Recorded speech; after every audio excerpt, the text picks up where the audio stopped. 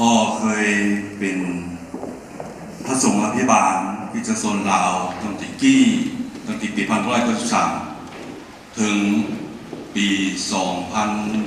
2012 กับคุณพ่ออีวงเอ็นอแก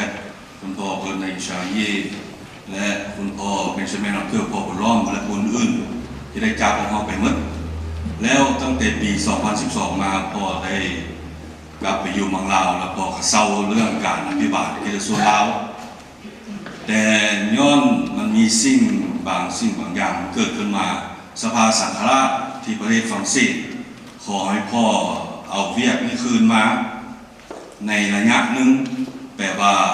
เวลาใดพ่ออยู่ประเทศฝรั่งเศสนี้พ่อเป็นพระสงฆ์อภิบาลกิจส่วนลาวอีกแต่ในภาคส่วนหนึ่งซื้อโมเมนต์เต็มเม็ดเต็มหน่วยเวลาพ่ออยู่นี่พ่อเฮ็ดเวียกเวลาพ่อบ่อยู่แล้วพ่อต้องให้ผู้หนึ่ง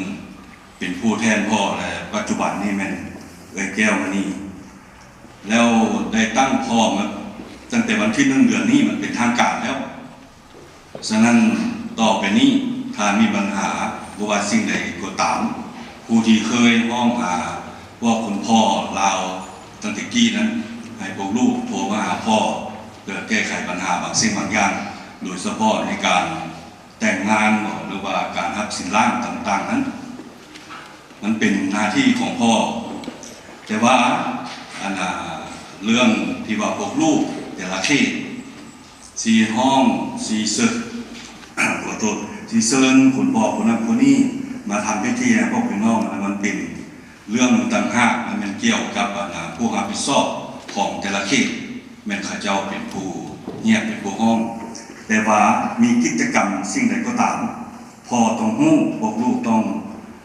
อย่างน้อยต้องรายงานพ่อว่ามีนั่นมีนี่เพื่อพ่อจะได้เก็บออกไปเสนอเวลาพ่อมีประชุมกับพวกอภิบาลผู้พระสงฆ์อภิบาลคนอื่นคือวันที่27-28 เดือนหน้านี้พ่อจะไปประชุมแล้วเขาเจ้าตั้งปัญหามา2 อย่างคือ1พวกเขาโฮมกันเป็นโซนเผ่าแต่ละเขตอันนั้นเป็นหน้าที่ของพระคริสตจักรอยู่ประเทศฝรั่งเศสที่ว่าต้องอำนวยให้พวกลูกได้ท่อนโฮมกันได้สวดภาวนาเป็นภาษาลาวแต่ว่าเขาเจ้าตั้งปัญหาตัวที่2คำถามตัวที่2ว่าเมื่อพวกเราท่อนโฮมกันเป็นกลุ่มแล้วพวกเราบ่ลืมพระคริสตจักรท้องถิ่นบ่พวกเราอยู่แต่ละเขตพวกเรามีการเกี่ยวพันสิ่งใดกับวัดบ่อนพวกเราอยู่อันนั้นเขาเจ้าตั้งคำถาม2 อันนี้อย่างน้อยแล้วพ่อต้องไปรายงานให้เขาเจ้าฟังแต่ว่าพ่อก็เริ่มพ่อก็สิบ่ได้เว้าพ่อปานใดตัวอย่างไรก็ตามในวันพวกเราเฉลิมฉลองปักษกานี้พ่อขอให้พระคริสต์เจ้าพ่อได้กลับเป็นขึ้นมาที่นำสันติสุขมาให้ครอบครัวของพวกเราทุกคนขอพระองค์จงประทาน